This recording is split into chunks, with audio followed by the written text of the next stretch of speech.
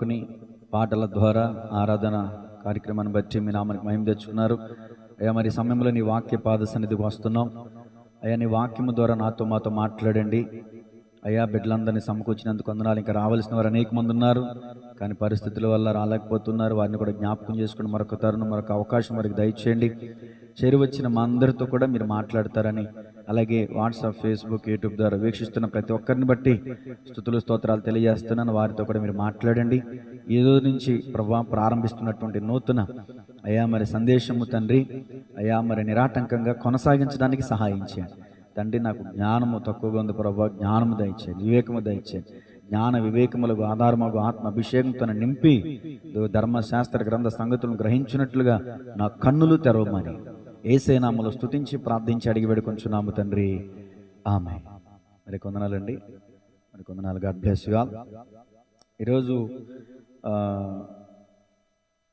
మంచి విషయం ఏంటంటే, యూట్యూబ్ ద్వారా వీక్షిస్తున్నటువంటి వారు 2000 మంది సబ్స్క్రైబ్ అయ్యారండి. ఈరోజుకి దేవుని కృపను బట్టి 2000 పూర్తయ్యారు. అంటే ఇంకా పెరిగే కొద్దీ నా ఆశ ఏంటంటే ఇంకా వాక్యం ఎక్కువగా వెల్లడవుతుందని. అంతేగాని అవి ఎక్కువగా సబ్స్క్రైబ్స్ అయితే డబ్బులు వస్తాయని కాదు. వచ్చినా ఒకవేళ అవి దేవుని నిమిత్తమే, సంఘం నిమిత్తమే మనం వాడతాం. ఖచ్చితంగా ప్రార్థన చేయండి. ఇంకా అనేక మంది సబ్స్క్రైబ్స్ పెరగాలి, వాచ్ అవర్స్ పెరగాలి, వ్యూస్ పెరగాలి. అది అనేక మందికి మన స్థానిక బిడ్డలే షేర్ చేస్తున్నారు. అట్లా లైక్ చేసి షేర్ చేయడం ద్వారా యూట్యూబ్ వాడు కూడా ఇంకా అనేక మందికి పబ్లిక్ చేస్తాడనమాట. మనం అందరి వలె మనం కూడా ఇతరులకి షేర్ చేసి, లైక్ చేసి ఇతరులకి మీరు షేర్ చేసినట్లయితే అందరి వంటి పరిచర్లో మీరు పాలుభోగస్తులైన వాళ్ళు అవుతారు. షేర్ చేసే వాళ్ళకి ఒక భయం ఉంటుంది, ఎందుకులే ఈ పాస్ట్ ఏదోటి మాట్లాడతాడు, అలాంటివి మనం షేర్ చేస్తే మన మీద పడతారని. మీరు గమనిస్తే 1700 వీడియోలు ఉన్నాయి మన యూట్యూబ్లో. 1700 వీడియోలు, ఒకటి కాదు రెండు కాదు. వాటిలో ఏ ఒక్క వీడియోలో కూడా ఇతరులను విమర్శించిన వీడియోలు, అంటే హైందవ సహోదరులను కానీ ఇతర గ్రంథాలను కానీ ఏ వేటిని కూడా విమర్శించిన ఒక్క వీడియో కూడా ఎవరు పట్టుకోలేరు. మనల్ని మనం విమర్శించుకుంటాం, తోటి దైవజనులను హెచ్చరించడం, ఇవన్నీ ఓకే. ఆత్మీయులుగా తోటి సేవకులను కానీ లేకపోతే తోటి మన విశ్వాసులు మనల్ని మనం హెచ్చరించుకోవటం, విమర్శించుకోవడం ఉంటుందేమో, కానీ ఇతరులని ఎవరి నుంచి అయితే మనకు ఒకవేళ ఇబ్బందులు వస్తాయని ఒకవేళ ఆలోచన కలిగి ఉంటే అలాంటి ఆలోచన అవసరం లేదు. ఎందుకంటే కాంట్రవర్షియల్ మాటలు కానీ విమర్శనాస్పదమైనటువంటి మాటలు కానీ నేను మాట్లాడను, మీ అందరికీ తెలుసు. కాబట్టి నిరభ్యంతరంగా మీరు ఇతరులకి షేర్ చేస్తారని మన స్థానిక బిడ్డలకి హృదయపూర్వకంగా ఈ మాటలు తెలియజేస్తున్నాను. ఇతరులకి దయచేసి దేవుని యొక్క వాక్యాన్ని మీరు అందించండి. విశేషమైన సంగతి ఏంటంటే, జనవరి నుంచి ప్రారంభిద్దాం అనుకున్నాను, కానీ హృదయం ఆగట్లా. ఎందుకు నిర్లక్ష్యం చేయాలి, టైం ఎందుకు వేస్ట్ చేయాలి అని చెప్పేసి గత వారమే సిద్ధపడ్డాను. ఈ రోజు నుంచి ఈ ప్రతి శనివారం, ఈ పోయిన సంవత్సరం వరకు కూడా మనం 2 సంవత్సరాల పాటు ప్రతి వారం ఎవరి గురించి విన్నాం? స్త్రీల వర్తమానాలు విన్నాం. చాలా చక్కని సందేశం. ఇప్పటికీ కూడా చాలామంది వింటున్నారు, బలపడతాం, మనం ఫోన్లు చేసి సాక్ష్యాలు చెప్తున్నారు. సాగలలో అయితే ఒక సహోదరి వాక్యం విని అలంకారం విషయంలో సమర్పణ చేసుకున్నారంట. మళ్ళీ ఫోన్ చేసి చెప్పారు, అయ్యా మీ వాక్యం చేత చాలా బలపడుతున్నాం, ఈ విధంగా మేము సమర్పణ చేసుకున్నామని చెప్పేసి. నిజంగా వాళ్ళు ఇస్తున్నటువంటి ఆ సాక్ష్యాలు వింటున్నప్పుడు చాలా సంతోషం అవుతుంది. నా ఆశ ఏంటంటే, పరిశుద్ధ గ్రంథంలో ఉన్న ప్రతి పుస్తకాన్ని, ప్రతి ప్రవక్త గురించి, ప్రతి ఒక్కరి గురించి రికార్డెడ్గా ఏమంటే సంఘానికి, స్థానిక బిడ్డలకి, అందరికీ కూడా తెలియజేయాలనేది నా ఆశ. దేవుని చిత్తమైతే, ఆయన రాకడ ఆలస్యమైతే ప్రార్థన చేయండి. ఇంతవరకు మరి రాజుల వర్తమానాలు, స్త్రీల వర్తమానాలు, ప్రార్థనాంశాలు, ఇంకా క్రిస్మస్ సందేశాలు, వచనాధార ప్రసంగాలు, ఇంచుమించు ఒక 6 సబ్జెక్టులు ప్రకటించడం జరిగింది. ఈ రోజు నుంచి ప్రారంభిస్తున్న పుస్తకం ఏంటంటే కీర్తనల గ్రంథం. 150 కీర్తనలు ఉన్నాయి. అంటే ఇంచుమించు ఈ సబ్జెక్ట్ పూర్తయ్యేసరికి 3 సంవత్సరాలు పట్టవచ్చు, అంతే కదండి. వారానికి ఒక అధ్యాయం అవ్వచ్చు, అవ్వకపోవచ్చు. ఒక అధ్యాయం 3 వారాలు పట్టవచ్చు, చెప్పలేం. కాబట్టి కంగారు ఏం లేదు కదా మనకి. చక్కగా నిశ్శబ్దంగా, ప్రశాంతంగా ఒక్కొక్క వచనాన్ని మనం ధ్యానం చేసుకుంటూ వెళ్దాం. తీయండి అందరూ కూడా పరిశుద్ధ గ్రంథంలో నుంచి 453వ పేజీ కీర్తనల గ్రంథం. మొదటిగా ఈ పుస్తకంలో 150 కీర్తనలు ఉన్నాయి. దావీదు గారు 70 కీర్తనలు రాశారండి. ఎన్ని కీర్తనలు? దావీదు గారు ఇంచుమించు 70 కీర్తనలు రాస్తే, ఆసాపు అనే భక్తుడు 12 కీర్తనలు రాశాడు. మా బైబిల్ మీద రాయకూడదు, బుక్కులోనే రాసు ఎలాంటి అయినా. సరే, ఆసాపు గారు 12 కీర్తనలు రాశారు. అసలు కీర్తన అంటే పాట. ఏంటండి? పాట. భక్తులు దేవుణ్ణి జ్ఞాపకం చేసుకుంటూ, వాళ్ళ కష్టాలని, వాళ్ళ పరిస్థితుల్ని జ్ఞాపకం చేసుకుంటూ, తలపోసుకుంటూ ప్రతి దాన్ని కూడా ఒక పాట రూపంలో దేవుణ్ణి మహింపరిచేవాళ్ళు అనమాట. కీర్తన అంటేనే పాట. కీర్తనల గ్రంథం అంటే ఇది ఒక పాటల పుస్తకం. దావీదు గారు 70, ఆసాపు గారు 12, సొలొమోను గారు 2 కీర్తనలు రాశారు. సొలొమోను గారు 2 కీర్తనలు రాశారు. మోషే గారు 1 కీర్తన రాశారు. ఏంటా కీర్తన? 91వ కీర్తన. ప్రభువా, యుగయుగములకు తరతరములకు నీవే దేవుడు, నరులారా తిరిగి రండని యెహోవా సెలవాయన. నరుని ఆయుష్ 70 సంవత్సరములు అధిక బలం అంటే ఈ విషయాలన్నీ మోషే గారే రాశారండి. ఓకేనండి. తర్వాత ఏతాను అనే భక్తుడు 1 కీర్తన రాశాడు. ఏతాను 1 కీర్తన. కొరాహు కుమారులు 11 కీర్తనలు రాశారండి. 11 కీర్తనలు రాశారు. మిగిలిన 53 కీర్తనలు ఎవరు రాశారు అనేది సందేహాత్మకమైనటువంటి విషయం. బైబిల్ పండితులు వాటిల్లో కూడా చాలా మట్టుకు దావీదు గారే రచించారని పండితుల యొక్క అభిప్రాయం. ఈ విషయంలో అలా ఉంచితే రాసిన కాలం రాసుకోండి. రాసిన కాలం దావీదు గారు ఏ కాలంలో రాశారంటే క్రీస్తు పూర్వం 1010వ సంవత్సరం నుంచి 970వ సంవత్సరం వరకు దావీదు గారు రాశారు. అంటే ఒక్కసారిగా రాయబడిన కీర్తనలన్నీ కాదండి ఇవి. ఒక్కో భక్తుడు వారి కాలంలో రాసిన వాటిని ఒక్కసారిగా వీటన్నిటిని సమకూర్చి పెట్టారంతే. తర్వాత క్రీస్తు పూర్వం 1446 నుంచి 1406 వరకు చూస్తే మోషే గారు ఈ మధ్యకాలంలో కీర్తన రాశాడు. అలాగే క్రీస్తు పూర్వం 600 సంవత్సరంలో కొన్ని కీర్తనలు రాయబడ్డాయి. అంటే బబులోను చెరలోనికి వెళ్ళినటువంటి కాలంలో రాసిన కీర్తనలు కావచ్చు. దేవునికి మహిమ కలుగును గాక. సరే, ఇప్పుడు కీర్తనల గ్రంథం 1వ అధ్యాయం. చాలామంది 1వ కీర్తన 2వ కీర్తన అనే అంటారు. కీర్తనల గ్రంథం అని కూడా అనరు. 1వ కీర్తన 1వ అధ్యాయం నుంచి 6వ వచనం వరకు ఒకసారి చదువుతాను. దుష్టుల ఆలోచన చొప్పున నడువుక, పాపుల మార్గమున నిలువుక, అపహాసకులు కూర్చుండు చోటను కూర్చుండక, యెహోవా ధర్మశాస్త్రమునందు ఆనందించుచు దివారాత్రము దానిని ధ్యానించువాడు ధన్యుడు. అతడు నీటి కాలువల యొద్దను నాటబడినదే, ఆకు వాడక తన కాలముందు ఫలమిచ్చు చెట్టు వలె ఉండును. అతడు చేయనిదంతయు సఫలమగును. దుష్టులు అలాగునుండక గాలి చెదరగొట్టు పొట్టు వలె ఉందరు. కాబట్టి న్యాయ విమర్శలో దుష్టులను, నీతిమంతుల సభలో పాపులను నిలువరు. నీతిమంతుల మార్గం యెహోవాకు తెలియని, దుష్టుల మార్గం నాశనమునకు నడుపును. ఈ వచనంలో, ఈ ఒక్క కీర్తనలో 6 వచనాలు ఉన్నాయండి. ఒక్క వచనంలో ఇంచుమించు మనం 4-5 విషయాలు గమనించాలి. మొట్టమొదటిగా దుష్టుడనే మాట మీద అండర్లైన్ చేసుకునే అవసరమైతే కింద అసలు దుష్టుల ఆలోచన.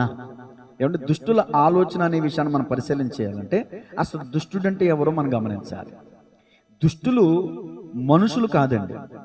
మనుషుల్ని దేవుడు యథార్థవంతులుగా పుట్టించాడు. మరి దుష్టుడంటే ఎవరండి? ఈ వచనాన్ని చూడాలంటే మత్తయి సువార్త 13వ అధ్యాయం 38వ వచనం. మత్తయి సువార్త 13వ అధ్యాయం 38వ వచనం, 14వ పేజీ, 38వ వచనం. పొలము లోకము, మంచి విత్తనములు రాజ్య సంబంధులు, గురుగులు దుష్టుని సంబంధులు. ఇక్కడ పొలం ఉంది. పొలం అంటే సంఘం, విత్తనం అంటే వాక్యం, గురుగు అంటే దుష్టుని సంబంధులు అని రాయబడటం జరిగింది. ఈ ఉపమానం గురించి నేను చెప్పను కానీ దుష్టుని సంబంధులు అనే మాట మీద ఒకటి ఉంది కదండి అంకే. దానికి పుట్టినట్లో ఏమని అర్థం ఉందో చూడండి. కుమారుడా. దుష్టుని సంబంధులు అనే మాటకి మూల భాషలో సాతాను అనేది దానికి అర్థం, కానీ ఇక్కడ కుమారులు ఉంది. కానీ అంటే సాతాను కుమారులు అన్నమాట. మీరు చెప్పింది కూడా వాస్తవమే. తర్వాత 2వ మాట ఎక్కడుందో 2వ మాట కూడా సాతాను అనే మాట వస్తుంది. ఈ వచనాల్లో 2 అనే మాట లేదు. అంటే దుష్టుని సంబంధులు అనే మాట మీద, అలాగే రాజ్య సంబంధులు అనే మాట మీద ఒకటే అనే మాట మనం పుట్టినట్లు గమనిస్తే కుమారులు, సంబంధులు అనగా కుమారులు. సరే, దుష్టుడు అనగా సాతాను. ఈ వచనం మనకేం తెలియజేస్తుందంటే దుష్టుని ఆలోచన చొప్పున, అంటే సాతాను ఒక ఆలోచన కలిగి ఉన్నాడు. సాతాను ఒక ఆలోచన కలిగి ఉన్నాడు. అంత మాత్రమే కాదు, సాతాను స్వభావం కూడా ఉంది.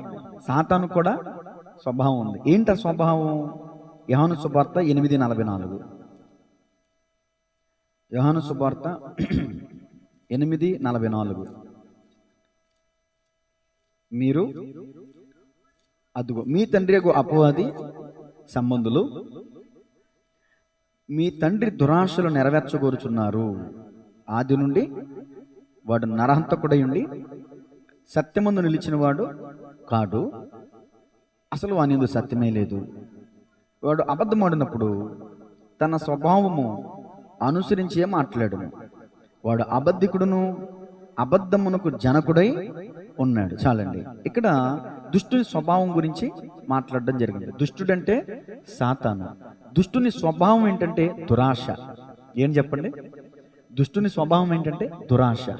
అసలు దురాశ అంటే ఏంటి? తనది కానిది తాను ఆశించుటయే దురాశ. ఏం చేశాడు సాతాను? దేవుని యొక్క రాజ్య సింహాసనాన్ని అధిష్ఠించాలనుకున్నాడు, లేదా దేవుని యొక్క రాజ్య సింహాసనం మీద కన్నేశాడు.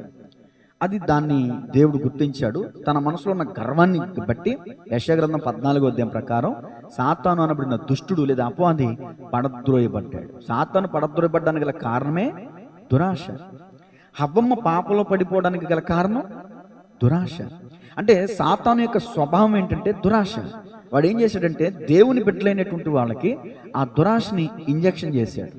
ఇదిగో ఈ పండు నువ్వు తిను, దేవత అయిపోతావు, నువ్వు కన్నులు తెరవబడతాయి, నీకు అసలు చావే ఉండదు అని సాతాను చెప్పినటువంటి ఆ మాటల్లో దురాశ స్వభావాన్ని మనం గమనించాలి. తనలో ఏదైతే దురాశ ఉందో ఆ దురాశని హవ్వమ్మకి మాటల ద్వారా ఎక్కించాడు.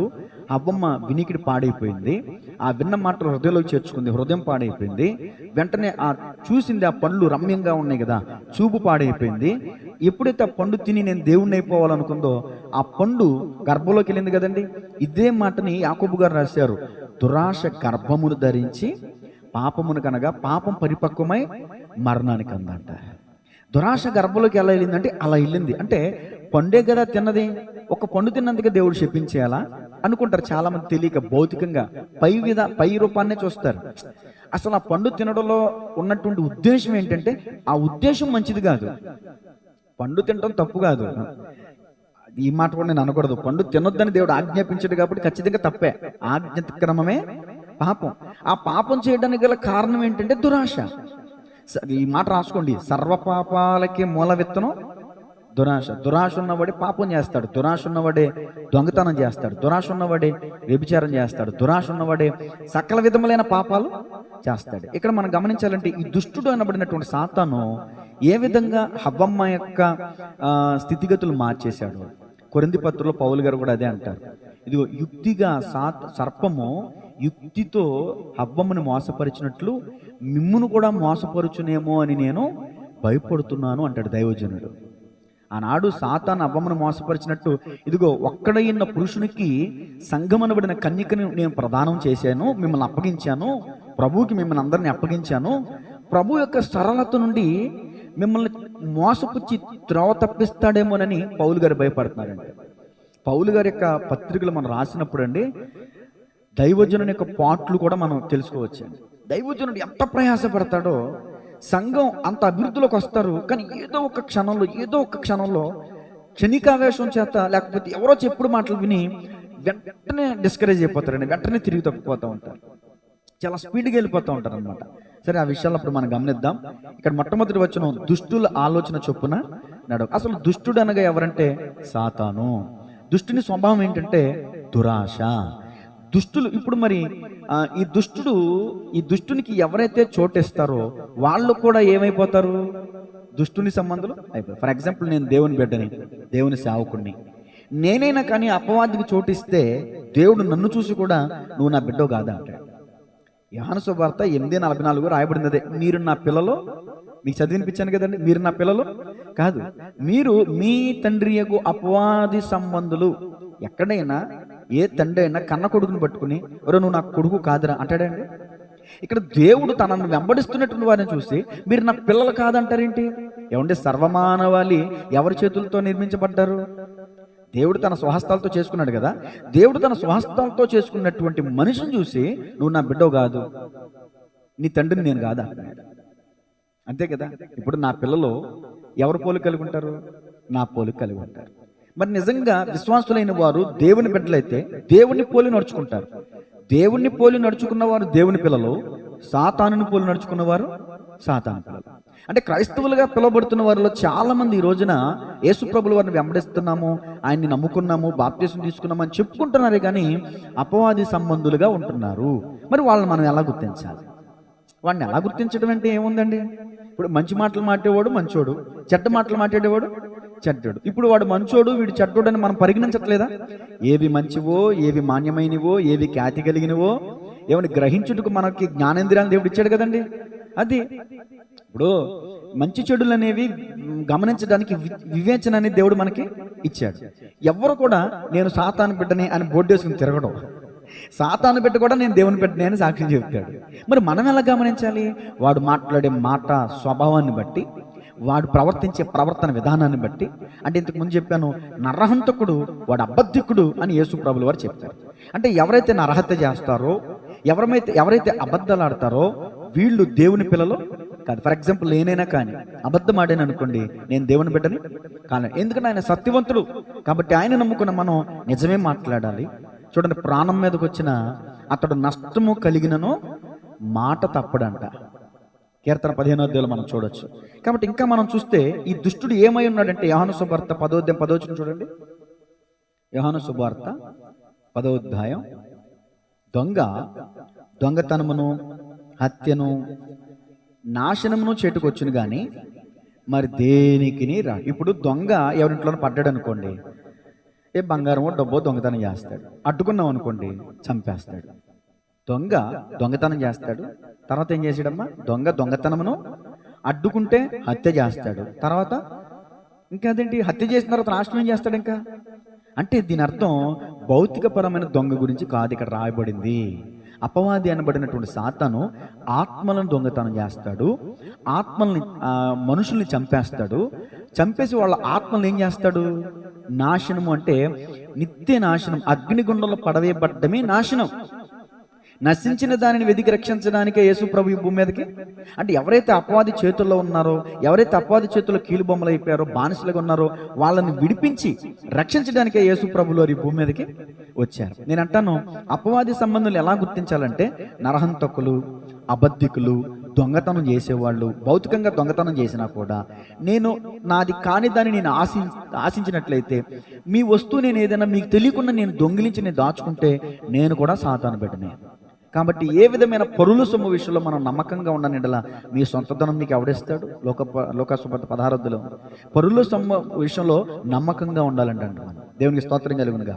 సరే, నరహంతకుడు, అబద్ధికుడు, దొంగ, ఈ స్వభావాలు ఎవరైతే కలిగి ఉంటారో వాళ్ళు దుష్టుని సంబంధులు. సరే, ఈ దుష్టుడు ఎలా తిరుగుతున్నాడు చూడండి. పేతురు రాసిన మొదటి పత్రిక 5వ అధ్యాయం 8వ వచనం. పేతురు గారు రాసిన మొదటి పత్రిక 5వ అధ్యాయం 18వ వచనం.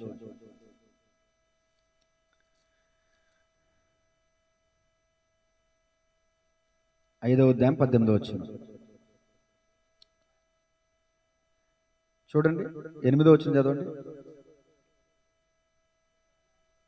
నిబ్బరమైన బుద్ధి గలవారై మెలకువగా ఉండుడి, అద్దిగదిగి మీ విరోధి అయిన అపవాది గర్జించు సింహం వల్లే ఎవరిని మృంగుదునా అని వెతుకుచూ తిరుగుతున్నాడు. ఒక పక్క వెతుకుతున్నాడు, ఒక పక్క తిరుగుతున్నాడు. ఎప్పుడెప్పుడు అన్న ఇక్కడ లేదు, కానీ ఒక మాటలో చెప్పాలంటే పోతిఫరు భార్య ఏం చేసిందంటే యోసేపుని దినదినము శోధించిందంట. సంసోను మోహించినటువంటి దెలీలా ఉంది చూసారండి. దెలీలా ఎప్పుడెప్పుడు అతన్ని చేసిందంటే అనుదినము తన లాలన మాటల చేత అతన్ని లోపరుచుకునే ప్రయత్నం చేసిందంట. ఆమెమో దినదినము, ఈమెమో అనుదినము. అంటే అనుదినము దినదినము సాతాను ఎవరి మీదన ఎవరెప్పుడు దొరుకుతారా, యోసేపు ఎక్కడ దొరుకుతాడా అని చూసింది పోతిఫరు భార్యలో ఉన్న సాతాను. సంసోన్ని ఎలా బలహీనపరచాలి, సంసోన్ని ఎలా నాశనం చేయాలి, సంసోన్ బలాన్ని ఎలా నిర్వీర్చేయాలి అని ఎలా దొరుకుతాడని దెలీలాలో ఉండి సాతాను సంసోన్ని పడేసింది. నేనంటాను, సాతాను కొంతమంది మనుషుల్లో కూడా వాడు చేరతాడు. ఎవరైతే చోటిస్తారో వారిలోని ప్రవేశించి దేవుని బిడ్డల మీద అగ్నిబాణాలు వేస్తూ ఉంటాడు. అంటే నిందలేస్తూ ఉంటాడు, అపనందలేస్తూ ఉంటాడు, ఎరలేస్తూ ఉంటాడు. వాడి స్వభావమే అది. కొంతమందికి ఎరేస్తాడు, కొంతమందిని గాయపరుస్తాడు, కొంతమందిని కృంగజేస్తాడు. ఏదో ఒక విధంగా వాళ్ళని చంపేయాలి, నాశనం చేసేయాలి. అది వాడి ప్లానింగ్. ఇప్పుడు విశ్వాసుల్లోనే కాదు ఇంకా ఇది కొంచెం కఠినమైన విషయం. విశ్వాసుల్లోనే కాదు, సాతాను ఎంత పిక్ స్టేజ్కి వెళ్ళిపోయాడంటే, అంటే సాతాను వాడిని గుర్తుపట్టలేనంతగా వాడిని ఇప్పుడు ఎవరిని దెయ్యం పట్టిన ఆశలు వేస్తారు అనుకుని ఎక్కడనే వెంటనే గుడికో పాస్టర్ గారి దగ్గర ఎక్కడో తీసుకెళ్తున్నారు కదా, పట్టినట్టు కూడా తెలియట్లా. ఈ రోజున విశ్వాసులనే కాదు, సేవకులను కూడా పట్టేస్తున్నాడు సాతాను. ఎక్కడుందండి ఈ మాట? కొరింథీయులకు రాసిన రెండవ పత్రిక 11వ అధ్యాయం 14వ వచనం. కొరింథీయులకు రాసిన రెండవ పత్రిక 11వ అధ్యాయం 14వ వచనం. నేను ఇప్పుడు ఆశ్చర్యంగా చెప్పాను, కానీ ఇది ఆశ్చర్యము కాదు. సాతాను తానే వెలుగుదూత వేషము ధరించుకొనుచున్నాడు అంటే దాని అర్థం కావాలంటే 15వ వచనం చదివితే ఇంకా మనకు అర్థమవుతుంది. గనుక అంటే సాతానుకు కూడా అసిస్టెంట్స్ ఉన్నారన్నమాట. దేవునికి దూతలు ఉన్నట్టు సాతానుకు కూడా అసిస్టెంట్స్. ఇప్పుడు గోండాకు కూడా వెనకాల చిల్లర రోడీలు ఉంటారు కదా, అట్లాగనమాట. ఒక డాన్ ఉంటాడు, ఆ డాన్ కింద గోండాలు ఉంటారు, గోండా కింద రోడీలు ఉంటారు, రోడీల కింద చిల్లర బ్యాచ్ ఉంటారు. ఇదంతా ఒక పెద్ద బ్యాచ్ అనమాట. వాని పరిచారకులు కూడా నీతి పరిచారకుల వేషం ధరించుకొనుట గొప్ప సంగతి కాదు, వారి క్రియల చొప్పున అద్దుగు వారికి అంతం కలుగును. అంతం గురించి పక్కన పెడితే వారి క్రియలే సాక్ష్యం చెప్తాయి. వాళ్ళు దేవుని పిల్లలో, దుష్టుని పిల్లలో. దేవుడు వాక్యాన్ని ప్రకటించమన్నాడండి, దేవుడు అనేక మందిని బాగు చేయమన్నాడండి, దేవుడు అనేక మందికి సువార్తను ప్రకటించమన్నాడండి. కానీ ఈ రోజున సాతాను వేషం, నీతి పరిచారకుల వేషం ధరించుకున్న వాళ్ళు ఏం చేస్తున్నారంటే దేవునికి అవమానకరమైన పనులు చేస్తున్నారండి. ప్రతి తెగలో కూడా ఇద్దరు ఉంటారండి. క్రైస్తవంలో, హిందూ తత్వంలో, ముస్లిం తత్వంలో, ప్రతి దాంట్లో కూడా, ప్రతి వర్గంలో కూడా 2 రకాలు ఉంటారు. ఏంటంటే నిజమైన హిందువు, నిజమైన ముస్లిం, నిజమైన క్రైస్తవుడు. అంటే హిందూ యాత్రుడు అంటే పేరుకే హిందువు, కానీ నిజమైనటువంటి హిందూ స్వభావం కానీ హిందూ లక్షణాలు కానీ వాడికి ఉండవు. నిజమైన హిందువు పొరుగువాడిని దూషించడం, నిజమైన ముస్లిము పొరుగువాడిని దూషించడం, నిజమైన క్రైస్తవుడు పొరుగువాడిని దూషించడు. అంటే పొరుగువాడిని దూషిస్తున్న ప్రతి ఒక్కరూ కూడా నిజమైన క్రైస్తవులు, నిజమైన హిందువులు, నిజమైన ముస్లిమ్స్ కాదు. ఇక్కడ నీతి పరిచారకుల వేషం వేసుకున్నటువంటి వాళ్ళు ఏం చేస్తున్నారంటే వాళ్ళు సేవకులుగా చలామణి అవుతూ విశ్వాసుల్ని మోసం చేస్తూ, విశ్వాసుల్ని మబ్బి పెడుతూ, గాడి సీమోన్ లాగా కొన్ని గారిడీలు చేసి మనుషుల్ని మబ్బి పెడుతున్నాడంట. అలాగే ఈ రోజున చాలా మందిని పడేయటం, నిలబెట్టడం. ఇప్పుడు యేసు ప్రభులు వారు ఎక్కడైనా నిలబెట్టాడా, పడేశాడా? దైవజనులు మదనపల్లి గారు బాగా చెప్తారు ఈ మాటలు. పడగొట్టడం సాతాను పని అంట, నిలబెట్టడం ఏసై పని అంట. మనం ఎక్కడికి వెళ్తున్నాం? పడగొట్టే వాళ్ళ దగ్గరికి వెళ్తున్నామా, నిలబెట్టే వాళ్ళ దగ్గరికి వస్తున్నామా? మనం పరిశీలన చేయాలి. సాతాను తానే వెలుగుదూత. ఎవరు నిజమైన సేవకుడో, ఎవరు నిజమైన అబద్ధపు సేవకుడో, దుర్బోధకుడో, సాతాను అనుచరుడో మనం తెలుసుకోవాలి. ఈ రోజున దేవుని పిలుపు ద్వారా వచ్చిన సేవకులు ఉన్నారు, అభిషిక్తులు ఉన్నారు, అలాగే సాతాను ద్వారా వచ్చినటువంటి పరిచారకులు. చదువుతున్నాం కదండి, నీతి పరిచారకుల వేషం. వాళ్ళు నీతి పరిచారకులు కాదు, వాళ్ళ సేవకులు కాదు, వాళ్ళ పాస్టర్లు కాదు, వాళ్ళ సువార్థికులు కాదు, కానీ వేషం వేసుకున్నారు, రంగు వేసుకున్నారు. నేను పాస్టర్ని, నేను సువార్థికుని. అలాంటి వాళ్ళని చూసి కొంతమంది ట్రోల్ చేస్తారన్నమాట. కాబట్టి వాటిని చూసి మనం బాధపడనక్కర్లేదు. మనం తప్పు చేస్తే మనం బాధపడాలి. ఓకేనండి? సరే, ఇప్పుడు కొంచెం మనం ముందుకు వెళ్దాం. దుష్టుడైన మాటను వివరించాను. ఇప్పుడు మరొకసారి కీర్తనల గ్రంథం 1వ అధ్యాయంలో వచ్చేయండి. మళ్ళీ మనం మూలవాక్యంలోనికి వచ్చేయండి. కీర్తన 1వ అధ్యాయం 1వ వచనంలో దుష్టుల ఆలోచన చొప్పున నడువక. ఇప్పుడు ఈ మాటను మనం పరిశీలన చేద్దాం. దుష్టుడంటే ఎవరో మనం నేర్చుకున్నాం.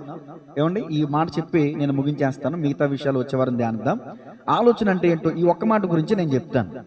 దుష్టుని ఆలోచన అంటే దుష్టునికి ఒక ఆలోచన ఉంటుంది, దుష్టునికి ఒక స్వభావం ఉంటుంది అని చెప్పడం జరిగింది. ఏంటండి దుష్టునికి ఉన్న స్వభావం ఏంటి? వాడు నరహంతకుడు, వాడు అబద్ధికుడు, వాడు దొంగ, వాడు దురాశపరుడు. ఇవి దుష్టుని లక్షణాలు, ఇవి దుష్టుని స్వభావాలు. ఈ స్వభావాలు కలిగినటువంటి వాడి దగ్గర మనం ఆలోచన తీసుకోకూడదు. ఇలాంటి స్వభావాలు కలిగినటువంటి వాళ్ళు భక్తి వేషం వేసుకుంటారే కానీ భక్తి పరులు కాదు, వారు భక్తిహీనులు. అందుకనే భక్తిహీనుల ఆలోచన గురించి ఏం చెప్తుంది చూడండి. కీర్తన 37:12. కీర్తన 37:12. 37వ కీర్తన 12వ వచనం. భక్తిహీనులు నీతిమంతుల మీద అదుగో దురాలోచన చేదురు, వారిని చూచి పండ్లు కొరుగుదురు. భక్తిహీనులు అంటే లోకంలో ఉంటారా?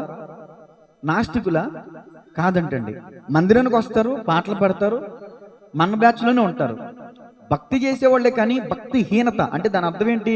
రక్తహీనత. రక్తం తక్కువగా ఉందండి, మనిషి చచ్చిపోతాడు. అంటే రక్తం తక్కువగా ఉంటే మనిషి చచ్చిపోతాడు, భక్తి తక్కువైతే ఆత్మీయంగా చచ్చిపోతాడు.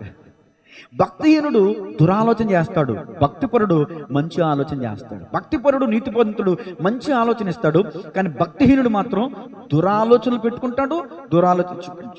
స్పష్టంగా చెప్తున్నాడు వాక్యంలో, భక్తిహీనులు అంటే నీతిమంతుల మీద దురాలోచన చేదురు, వారిని చూచి అంటే పండ్లు పటపట కొరికేస్తారనమాట. అంటే భక్తిహీనులు నీతిమంతులను చూసి వారవలేరండి. నీతిమంతుడి దగ్గర ఏమి ఉండదు పాపం, సుఖంగా బతుకుతాడు, మనశ్శాంతిగా బతుకుతాడు, నెమ్మదిగా బతుకుతాడు.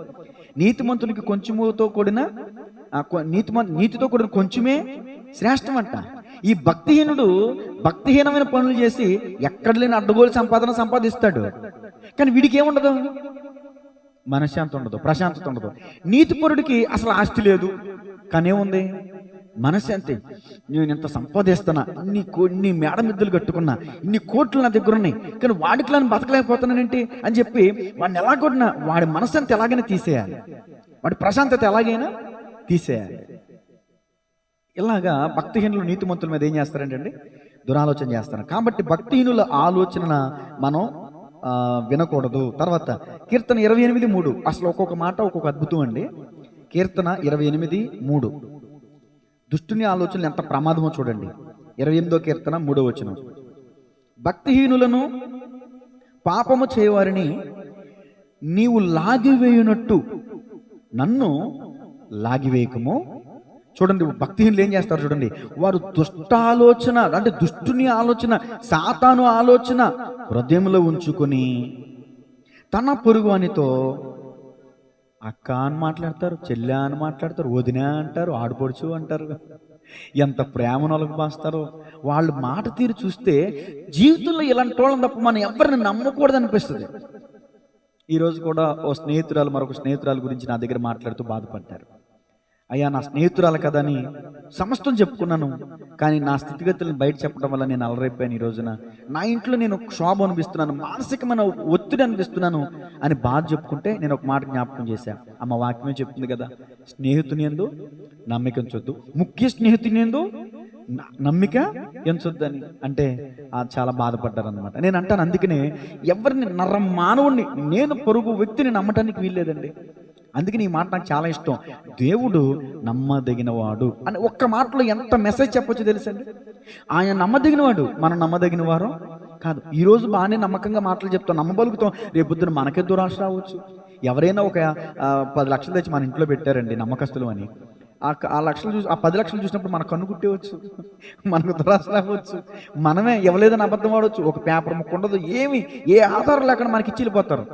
నమ్మకస్తులం కదని ఎంత మంచోళ్ళు అయినా సరే, ఇదిగో ఈ సాతాను ప్రవేశించి ఇదిగో ఆ డబ్బు నీ దగ్గరికి వచ్చింది, ఇక ఆ డబ్బు నువ్వు వెనక్కి తిరగవద్దు, ఇదే దుష్టి ప్రేరేపణ, దురాలోచన. పక్క నుంచి పరిశుద్ధాత్మను కూడా నీవు కష్టపడింది నీది కాదు, నీ పరుల సొమ్ము మీద నువ్వు దురాశ పెట్టుకోవద్దు, దేవుని ఆలోచన వస్తుంది, మళ్ళీ వెంటనే దురాలోచన వస్తుంది. అంటే దేవుని ఆత్మ ఇక్కడ ఉంటే దుష్టుని ఆత్మ ఇక్కడ ఉంటుంది.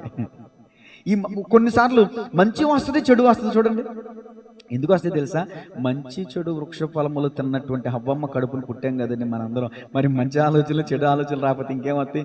ఆ ఫలం అరిగిపోయింది, జీర్ణమైపోయింది, బ్లడ్లో మిళితమైపోయింది.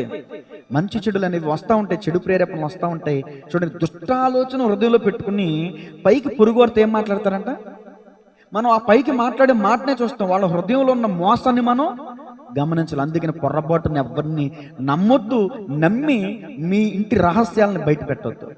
నేను ఎక్కడ విన్నాను, ఓ సంఘంలోనంటండి ఓ పాస్టర్ గారు వెళ్ళంట, ఓ టెలిఫోన్ బూత్ లాంటిది ఉంటుందంట, అక్కడ వీళ్ళ నుంచి ఉంటాడంట. ఈ విశ్వాసులు అందరూ వచ్చి ఆ పాస్టర్ గారి చెవిలో వాళ్ళ పాపాలను ఒప్పుకోవాలంట. అసలు బైబిల్లో ఉందండి అన్నమాట. ఒక మనిషి దగ్గర సేవకుడైతే గొప్పోడా, మనిషి కాదా అండి? ఏమో ఆ బలహీనతలు చెప్పినప్పుడు వాళ్ళ ఆ బలహీనతలు విన్నటువంటి సేవకుడు కూడా తర్వాత ఇంకా తప్పు చేయొచ్చు కదండి. అందుకని పొరపాటున మన అవిధేయత ఏదైనా ఉంటే, మన బలహీనత ఏదైనా ఉంటే మోకాళ్ళు వేసి ప్రభు సన్నిధిలో దేవునితో మన సమస్తాన్ని ఒప్పుకోవాలి. కానీ ఒక మానవుని ఎదుట మన తప్పు ఒప్పుకున్న తప్పే.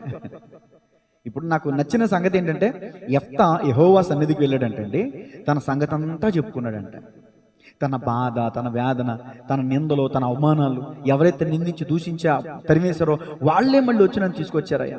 ఇదో నా పుట్టుకిది, నా జన్మది, నా పరిస్థితి ఇది, ఇదో నన్ను మార్చు, నా స్థితి మార్చు, నా ప్రభావం మార్చు. ఇది వీళ్ళు నా మీద నమ్మకం పెట్టుకున్నారు, నేను కాదు గొప్ప, నేను వాళ్ళ బలం లేదు, అమాలేకుల మీదకి వెళ్తాను, నాకు విజయం తెచ్చాయని యెఫ్తా తన సంగతి అంతా చెప్పుకున్నాడంటే దేవుని సన్నిధిలో. యుద్ధానికి వెళ్ళాడు, దేవుడు విజయం ఇచ్చాడండి. మన సంగతి ఎక్కడ చెప్పుకోవాలంటే దేవుని సన్నిధిలో చెప్పుకోవాలి.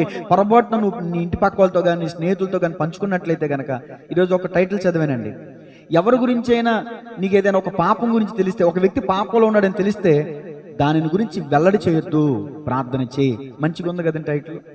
వెల్లడి చేసేవాడు సాతాను సంబంధి. ఇదిగో నాకు కొత్త విషయం తెలిసింది ఈరోజు, తెలుసా, ఇదిగో పలానా ఇంతవరకు మంచోడు అనుకున్నావా, ఆడు ఈరోజు బయట పడిపోయాడు, ఆడి పరిస్థితి నేను కల్లారా చూసాను అక్క. నువ్వు అంటే దేవుడు నీకు ఎందుకు కనపరచాడంటే అతని పశ్చాత్తాపం గురించి, అతని పాపక్షాపం గురించి నువ్వు మోకాళ్ళు వేసి ప్రార్థన చేస్తావని, ఇతరులకి చేరేస్తావని కాదు కదా. అలా చేరేసేవాడు సాతాను స్వభావం కలిగిన వాడండి. ఓకే, తర్వాత దుష్టాలోచన గురించి అయిపోయింది కదా. ఇప్పుడు కీర్తన 94:11 చూడండి, ముగిస్తాను. 94:11, 94వ కీర్తన 11వ వచనం. నరుల ఆలోచనలు వ్యర్థములని యెహోవాకు తెలిసి ఉన్నది. తర్వాత చాలండి, నరుల ఆలోచనలు వ్యర్థములు అంటే నరునికి సాతాను ఇచ్చేటటువంటి ఆలోచనలు స్వీకరిస్తున్నారు కాబట్టి ఇదిగో నరుని ఆలోచనలు కూడా వ్యర్థములైపోతున్నాయి. మనకి ఏదైనా ఆలోచన కావాలంటే దయచేసి మనుషులను సంప్రదించొద్దు, దేవుని సన్నిధిలోనికి వెళ్ళి ప్రభు ఈ పని చేయాలనుకుంటున్నాను, ఏం చేయమంటావు, నీ చిత్తమా కాదా, నీ చిత్తమైతే నాకు కనుపరచు, కళ ద్వారానో, దర్శనం ద్వారానో, సేవకుని ద్వారానో, వాక్యం ద్వారా నాతో మాట్లాడు ప్రభు అని నమ్మకంగా మనం మోకాళ్ళు వేసి ప్రార్థన చేస్తే దేవుడు మనకు సమాధానం ఇవ్వడండి, ఖచ్చితంగా సమాధానం ఇస్తాడు. కాబట్టి దేవుని ఆలోచన గొప్పదే, నరుని ఆలోచన వ్యర్థమైంది. నరుని ఆలోచన తీసుకోవద్దు, దుష్టుని ఆలోచన తీసుకోవద్దు. సామెతలు 10:20 చూడండి. సామెతల గ్రంథం 10వ అధ్యాయము 20వ వచనం. అక్కడేముందంటే, నీతిమంతుల నాలుక ప్రశస్తమైన వెండి వంటిదంట, భక్తిహీనుల ఆలోచన పనికి మాలిందంట. పనికి మాలిన ఆలోచనలు ఇచ్చుకుంటే మనం ఏమైపోతాం అండి, పనికి మాలిన వాళ్ళం అయిపోతాం, మనం వ్యర్థులం అయిపోతాం, మనం ఎందుకు పనికి రాకుండా పోతాం. కాబట్టి పనికి మాలిన ఆలోచనలు, భక్తిహీనుల ఆలోచనలు మనం వెంబడించొద్దు. తర్వాత సామెతలు 12 పక్కనే ఉంది చూడండి, సామెతలు 12:15, సామెతలు 12:5, కాదండి, సామెతలు 12:5. నీతిమంతుల తలంపులు న్యాయయుక్తములు, భక్తిహీనులు చెప్పు ఆలోచనలు మోసకరములు. ఎందుకు మనల్ని నమ్మబలుగుతారు ఏమండి, చాలా ప్రీతిగా మాట్లాడతారు, కానీ వాళ్ళు మోసమైనటువంటి ఆలోచన ఇస్తారంట. వంచిన అభిప్రాయాన్ని హృదయంలో పెట్టుకుని ఇతరులని మోసం చేయడానికి మోసకరమైన ఆలోచనలు వాళ్ళు చెప్తారంట. సరే, తర్వాత ఇప్పుడు దేవుని ఆలోచన గురించి చెప్తాను. దుష్టుని ఆలోచన చొప్పున నడవద్దని వాక్యం చెప్తుందంటే మరి ఎవరి ఆలోచన చొప్పున నడవమని, దానికి ఆపోజిట్ వాట్ తీసుకుంటామే, దేవుని ఆలోచన చొప్పున నడవాలి. దుష్టుని ఆలోచన ఎలాంటిదో చెప్పాను మీకు ఇంతవరకు, మోసకరమైనది, వ్యర్థమైనది, ఏమంటే అబద్ధాలు, దుష్టాలోచన హృదయంలో పెట్టుకుని పైకి పొరుగొత్తు సమాధానంగా మాట్లాడతారు. ఈ స్థితిగతులన్నీ దుష్టుని యొక్క స్వభావాలు. మరి దేవుని స్వభావం ఏంటి, దేవుని ఆలోచన మన పట్ల ఎలా ఉంటుందో చూద్దాం. కీర్తన 92:5, 92వ కీర్తన 5వ వచనం. దేవుడు మన పట్ల ఆలోచన ఎలాంటి ఆలోచన కలిగి ఉంటుందో చూడండి. యెహోవా, నీ కార్యములు ఎంత దొడ్డవి, నీ ఆలోచనలు అతి గంభీరములు. అబ్బా, పశుప్రాయులు వాటిని గ్రహింపరు, అవివేకులు వివేచింపరు. చాలండి. చూడండి, దేవునికి ఇప్పుడు యేసువర్ధన్ గారు ఉన్నారండి, తన బిడ్డ పట్ల తన ఆలోచన ఎలా ఉంటుంది, చిన్నగా ఉంటుందా, పెద్దగా ఉంటుందా, పెద్దగానే ఉంటుంది. దేవుని ఆలోచనలు మన మీద ఎలా ఉంటుంది, దొడ్డవి అంటే గొప్పవి అని అర్థం. చాలా గొప్పగా ఆలోచిస్తాడంట దేవుడు మన కోసం.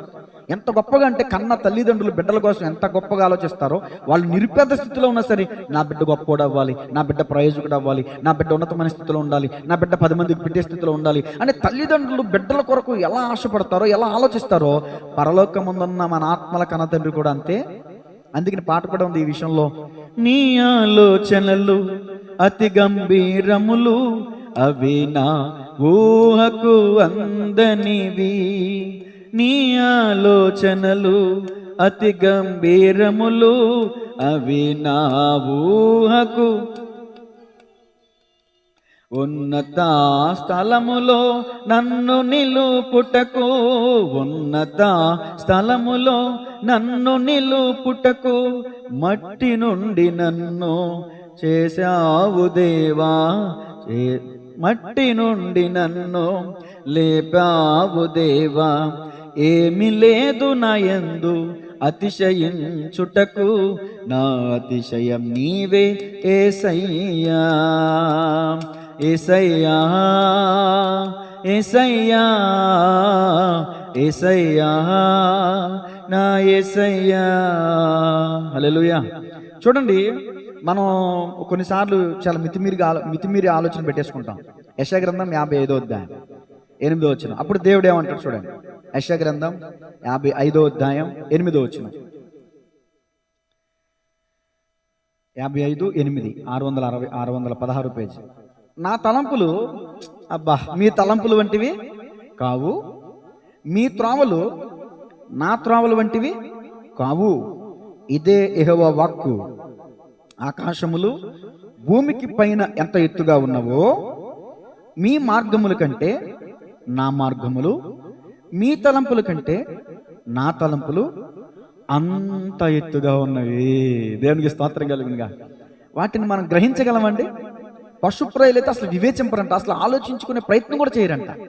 కాబట్టి దేవునికి వాక్యం చెప్తుంది, ఆయన తలంపులకి మన తలంపులకి, ఆయన మార్గాలకి మన మార్గాలకి, ఆయన ఆలోచనలకి మన ఆలోచనలకి, భూమికి ఆకాశానికి ఎంత వ్యత్యాసం ఉందో అంత వ్యత్యాసం ఉందంటండి. కాబట్టి అందుకనే మన ఆలోచనలన్నీ పక్కన పెట్టేసి, మన అనాలోచనలన్నీ తీసేసుకుని, ప్రభువా నీ చిత్తమేంటో అదే నా జీవితంలో జరిగించు ప్రభువా అని చిన్న ప్రార్థన చేసుకుని మన భారాన్ని ఆయన పైన వేసేస్తే ఆయనే నడిపిస్తాడు కదండి. భక్తిపరుడు కీర్తనాకారుడు అంటాడు, రాత్రి వేళ నా అంతరంద్రియములలో ఆయన నాకు బోధించను. మనం పడుకున్నప్పుడు కూడా అంటండి, మన హృదయం మనకు బోధిస్తూ ఉంటుంది కదా, అది మన హృదయం మనకు చెప్తుంది అనుకుంటాం, కానీ పరిశుద్ధాత్మ దేవుడు మనతో మాట్లాడుతున్న సందర్భం అది. నిజంగా ఆ అనుభూతి నేను ఎన్నోసార్లు చూశానండి. అసలు శనివారం నైట్ అయితే నేను ఎన్నోసార్లు చెప్పాను, ఆదివారం చెప్పే వాక్యం మీదే దృష్టి పెట్టి పడుకుంటానా, అనేకమైన ఉదాహరణలు, ఎగ్జాంపుల్స్ ఇలా చెప్తే బాగుంటుంది, ఈ పాట పాడితే బాగుంటుంది, ఈ సందర్భాలు ఇదే. రాత్రి అంతా నాకు అటు తిరుగుతాను ఇటు తిరుగుతాను, ప్రతిరోజు ప్రశాంతంగా పడుకుంటాను, కానీ శనివారం రాత్రి మాత్రం పడుకుంటాను. ఇంకొకటి ఎక్కడికైనా వాక్యం చెప్తే వెళ్తాను అనుకోండి, ఇక మళ్ళీ అది కూడా అప్పుడు కూడా నాకు రాత్రి అంతా ఫైటింగే. అది దేవుని యొక్క ఆలోచన ఎంతో గొప్పవండి. ఫర్ ఎగ్జాంపుల్, అబ్రహాము గారి పట్ల దేవుని ఆలోచన ఎంత గొప్పది ఏమండి. కానీ అబ్రహాము చేసిన పని ఏంటి? తన భార్య మాట విని ఆగురుతో వెళ్ళాడు, ఇష్మాయేలుకు జన్మనిచ్చాడు. నేటికి కూడా దానివల్ల ఎంత పోరు, ఎంత యుద్ధాలు జరుగుతున్నాయండి. అబ్రహామా ఎంత తప్పు చేసావయ్యా. ఆదికాండం 18 అనుకుంటా, అబ్రహామా దేవుని సన్నిధిలోకి వచ్చాడు. అబ్రహాం పరిగెత్తుకుంటా, అబ్రహామా నా సన్నిధిలో నీవు నిందారహితుడిగా ఇంకెప్పుడు ఇలాంటి పొరపాటు చేయొద్దు. నీ కడుపున నేను నీకు బిడ్డని, నీ సంతానాన్ని అభివృద్ధి చేస్తానంటే, నీ సంతానాన్ని ఆశీర్వదిస్తానంటే నువ్వెందుకు నీ భార్య ఆలోచనకు చోటిచ్చావు? కొంతమంది అండి దేవుడు చెప్పిన ఆలోచన పక్కన పెట్టేసి భార్య మాట్లాడుతూ ఉంటారు. మా అమ్మ కూడా అంటూ ఉంటుంది, ఇదిగో ఎప్పుడు నీ ఆలోచన అంటే సరిపోదు, మీ ఆవిడ మాట కూడా వినాలి నువ్వు అంటది. ఎందుకంటే నేను విన్న కాబట్టి. ఎందుకంటే నాకంటూ ఒక ఆలోచన ఉంటుంది కదా. అంటే ఎన్నంటే అసలు ఎన్నని కాదు, కానీ ఈ మధ్య వినక తప్పట్లా. కొన్నిసార్లు భార్య మాట వినకపోవటం వల్ల చాలా సమస్యలు, చిక్కులు పడే పరిస్థితులు కూడా ఉంటున్నాయి. కాబట్టి తల్లి మాట వినాలి, భార్య మాట వినాలి, పెద్దల మాట వినాలి. కానీ దేవునికి వాక్యం చెప్తుంది, ఈ విషయంలో మాత్రం అబ్రహాం గారు భార్య మాట విని దేవుని ఆలోచన పూర్తిగా తోసేసినట్టు అయింది పరిస్థితి. దేవునికి బాధేసింది. అబ్రహామా నా సన్నిధిలో నీవు నిందారహితుడిగా నిన్ను ఆశీర్వదిస్తానయ్యా. దేవుడు ఉన్నతమైన ఆశీర్వాదం ఇస్తానంటే అడుగంటూ పోయిన వాటిని కోరుకున్నాడండి అక్కడ అబ్రహాం గారు. లెస్లో ఉన్నాయి, మైనస్లో ఉన్నాయండి. అబ్రహాము గారికి విశ్వాసం ముందు కొండ దిగున ఉంది, చిట్ట చివరికి అతని విశ్వాసం కొండపైకి ఎక్కేసింది. కొండపైకి ఎక్కి తన బిడ్డను బలిచ్చేంత స్థాయికి వెళ్ళిపోయింది తన విశ్వాసం. ప్రారంభంలో ఎవరికైనా విశ్వాస చేతుల్లో పడి లేచే అనుభవాలు, ఈ హెచ్చు తగ్గులు అనేవి ఉంటాయండి. కొన్నిసార్లు దెబ్బలు తింటాం. అలాగే అబ్రహాము యొక్క ఆలోచన అలా తన భార్య చెప్పిన ఆలోచన విన్నాడు, కానీ దేవుడు చెప్పిన ఆలోచన వింటే, పూర్తిగా నమ్మకం ఉంచితే ఆగరుతో వెళ్ళేవాడే కాదు. చాలా మంది ఈ రోజున స్వచిత్తానుసారమైన తలంపులు, స్వచిత్తానుసారమైన ఆలోచనలు చోటిచ్చి నష్టాలు. ఎవరండి ఈ పాటలో ఇద్దరు సహోదరులు పాట పాడారు కదండి, నా ఆలోచనలు కలిగించిన నష్టములు, నీ ఆలోచనే నాకు లాభమయ్యను అని చక్కని పాట రాశారు ఇద్దరు. కరుణగల యేసయ్యా ఈ జీవితానికి నీవే చాలునయ్యా, నీ ప్రేమే చూపకపోతే నేనేమైపోదును, నీ కృపయే లేకపోతే నాకు ఊపిరి లేదయ్యా, కరుణగలా యేసయ్యా, ఈ జీవితానికి నీవే చాలునయ్యా.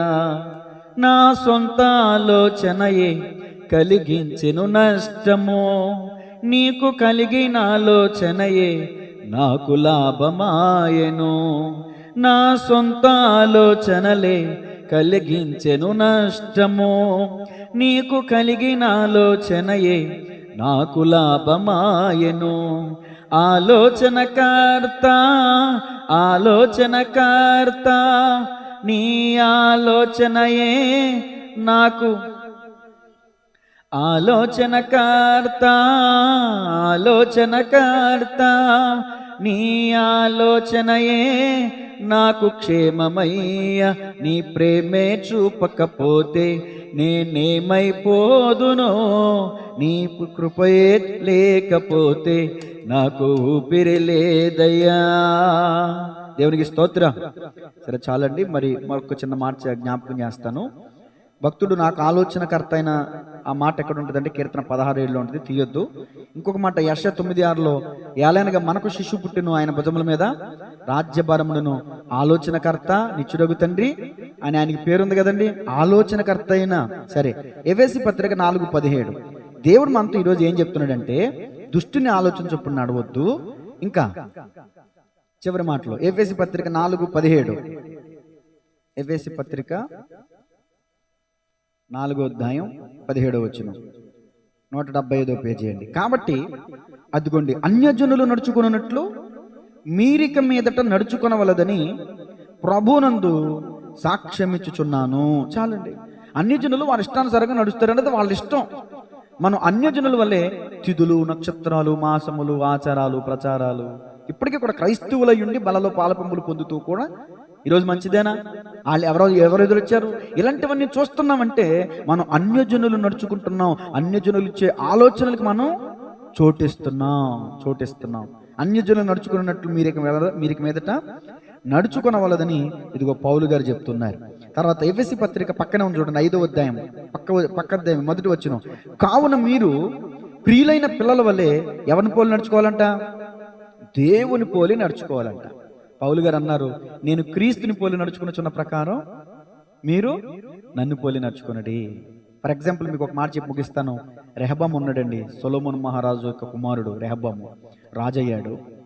రాజు ప్రజలందరూ వచ్చారు, అయ్యా చాలా భారం అయ్యా, చాలా పరిస్థితులు ఇబ్బందిగా ఉన్నాయి, మా భారాలకు తగ్గించయ్యా అని అడిగితే సొలొమోను ఈ రెహబాము ఏం చేశాడంటే ముందు పెద్దలను పిలిచి ఏం చేయమంటారు అని అడిగితే, అయ్యా నువ్వు వాళ్ళ మాట విని వాళ్ళు చెప్పినట్టుగా చేస్తే వాళ్ళు నీకు లోబడతారు, నువ్వు సదాకాలం రాజుగా ఉంటావు అని చెప్పారు.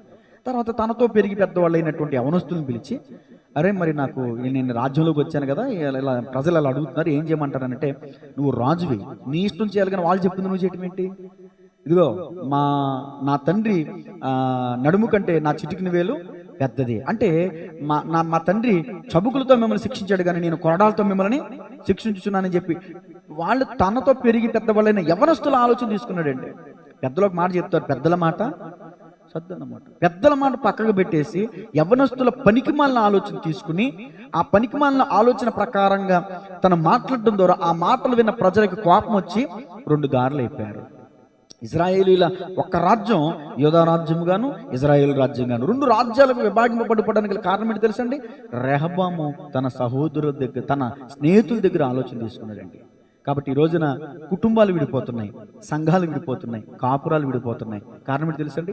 వాళ్ళ మాటలు వీళ్ళ మాటలు విని, చెప్పుడు మాటలు విని, చెరపకురా చెడేవు అని అన్నా. ఈరోజు చెరపడానికే చూస్తారండి. సాతాను ఎవరో ఒకరిని పట్టుకుని ఇదో కాపురాలు, సంఘాలు, సేవకులను పాడు చేయడానికే చూస్తాడండి. దుష్టుని యొక్క స్వభావమే అది.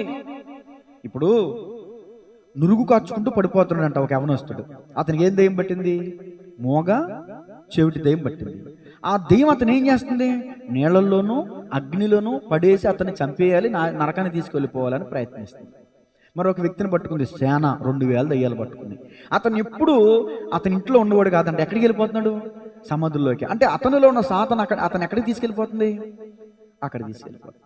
అంటే సాతాను ఎవరో ఒకరిలో ప్రవేశించి వాడి లక్షణాన్ని మనుషుల మీద రుద్దుతూ ఉంటాడు అనమాట. వాడు పెద్ద తిండిపోతండి. వాస్తవానికి చెప్పాలంటే వాడు పెద్ద తిండిపోతు. ఎందుకంటే ఈ మాట ఎందుకు చెప్పానంటే, ఏషావు ఉన్నాడు కదా, ఏషావులో సైతాన్ ప్రవేశించాడు. ఒక్క పూట కూటి కొరకు తన జ్యేష్ఠత్వపు హక్కు నమ్మివేసుకున్న ఏషావు వంటి వ్యభిచారి అయినను, తిండిపోతైనను, వ్యభిచారి అయినను మీలో ఉండినేమో. తిండిపోతు స్వభావం సాతాను లక్షణం అండి. ఇంకొకటి, యేసు ప్రభులు వారు 12 మందిని పిలిచినప్పుడు, నేను మిమ్మల్ని 12కు ఏర్పరచుకోలేదా, అయితే మీలో ఒకడు సాతాను. ఎందుకు సాతాను అన్నాడు యేసు ప్రభులు వారు? ఆ 12 మందిలో ఒకడైనటువంటి ఇస్కరియోతు యోధ ప్రభువును అప్పగించినటువంటి ఆ యోధకి ధనపిచ్చి, డబ్బు పిచ్చి. అంటే డబ్బు పిచ్చి పట్టినటువంటి ప్రతి ఒక్కడు కూడా సాతానే. యేసు ప్రభులు వారు అన్నారు మత్తయి సువార్త 6వ అధ్యాయంలో, ఎవడును ఇద్దరు యజమానులకి దాసుడుగా ఉండనిరు. ఉంటే ప్రభుకైనా దాసుడుగా ఉండాలి, లేకపోతే సిరికన్నా. అంటే సిరికి దాసులుగా ఉన్న వాళ్ళందరూ సాతానికి దాసులుగా ఉన్నారు అని అర్థం. అంతే కదండి. వ్యభిచారానికో, తిండిపోతుతనానికో, ధనాపేక్షకో, ఏదో ఒక వాడిలో ఉన్నటువంటి స్వభావాన్ని మనుషుల మీద రుద్ది వాళ్ళ నాశనం చేయాలని చూస్తాడు సాతాను. కాబట్టి అందుకనే ఈ ఒక్క మాటే నేను మొదటి వచనం పూర్తిగా కూడా చెప్పలేదండి, 2 మాటలే చెప్పాను. దుష్టుడు అంటే ఏంటి, వాడి స్వభావం ఏంటి, వాడు ఎలా ఉన్నాడు, వాడు ఎలా పనిచేస్తాడు. దుష్టుని ఆలోచనలు ఎలా ఉంటాయి, దేవుని ఆలోచనలు ఎలా ఉంటాయి. ఈ రోజున మనం ఎవరి ఆలోచనలు తీసుకోవాలి, ఈ విషయాలన్నీ కూడా చెప్పడం జరిగింది. ఇంతవరకు చెప్పబడిన ఈయన దేవుని మాటలు మనందరి హృదయాల్లో నీరు కట్టి ఫలించునుగాక. ఆమేన్. తలలోంచండి, ప్రార్థన చేసుకుందాం. స్తోత్రం.